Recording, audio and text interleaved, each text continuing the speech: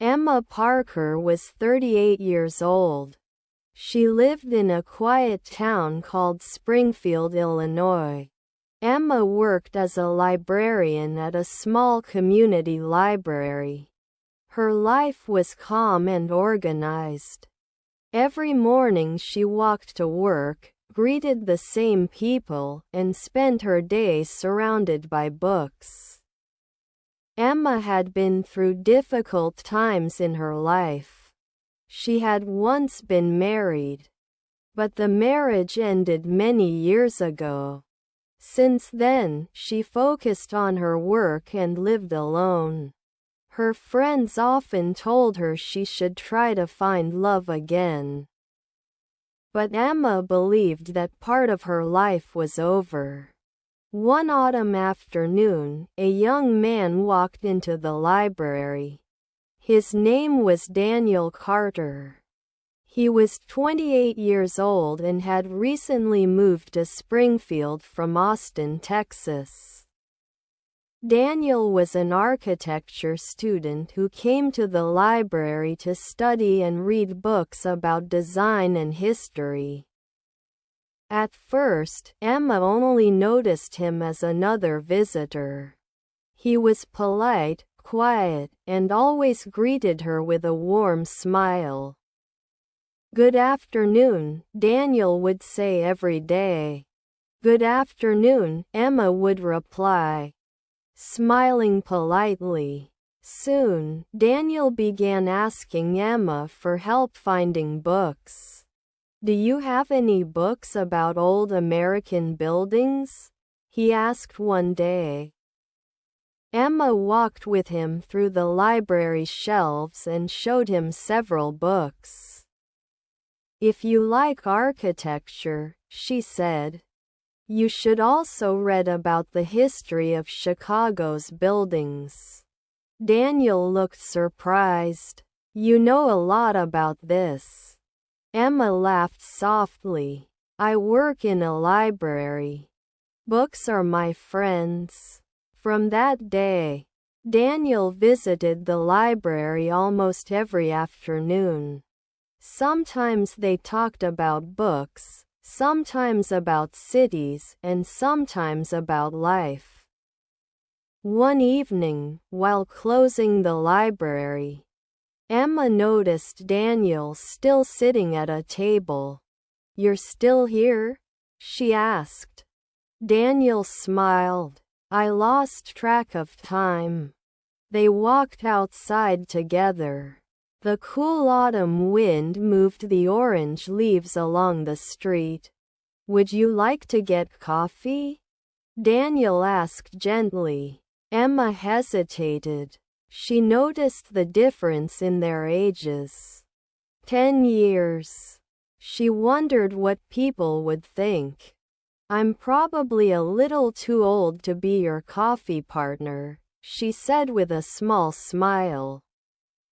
Daniel shook his head. "Age doesn't decide who we enjoy talking to."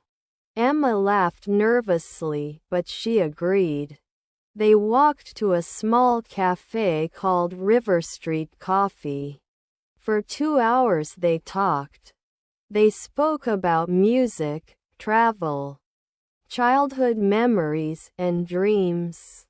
Emma realized something she had not felt in many years. She felt alive and happy. But that night, when she returned home, doubt filled her mind. "He's too young," she whispered to herself. The next day Daniel returned to the library as usual.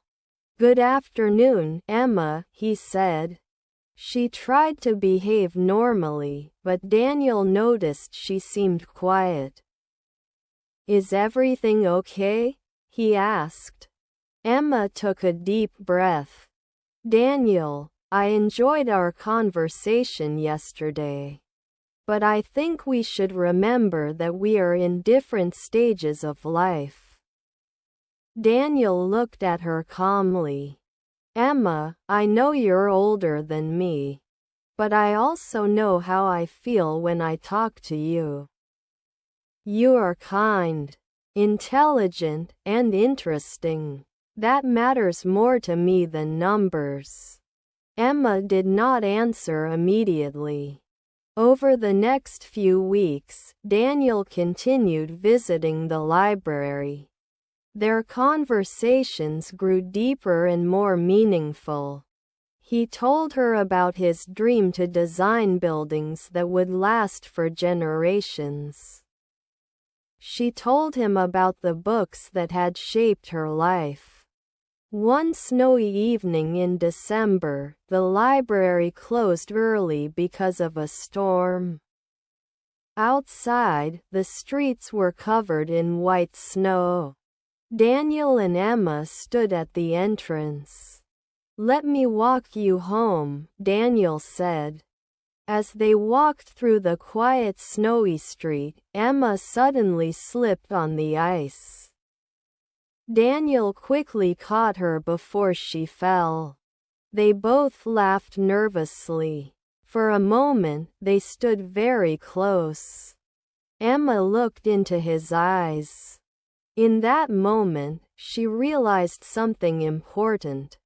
Her fear of age had been stronger than her courage to love again. "Daniel," she said softly. "Yes? Why do you spend so much time with me?" Daniel smiled. "Because when I'm with you, I feel calm. I feel like I'm exactly where I should be." Emma felt her heart beating faster. "But people might think it's strange," she said. Daniel shrugged gently. "People always think something. But this is our life, not theirs." Emma was silent for a moment. Then she smiled, a real, warm smile. "All right," she said. "Let's see where this story goes." From that day forward, their relationship slowly grew. They visited art museums in Chicago, walked along the lake, and spent evenings talking for hours. Emma helped Daniel find inspiration in books. Daniel helped Emma rediscover joy, adventure, and laughter. Of course, not everyone understood their relationship. Some friends questioned the age difference. But over time, people saw something clear in their eyes: respect, trust, and genuine love. 2 years later, Daniel completed his architecture degree.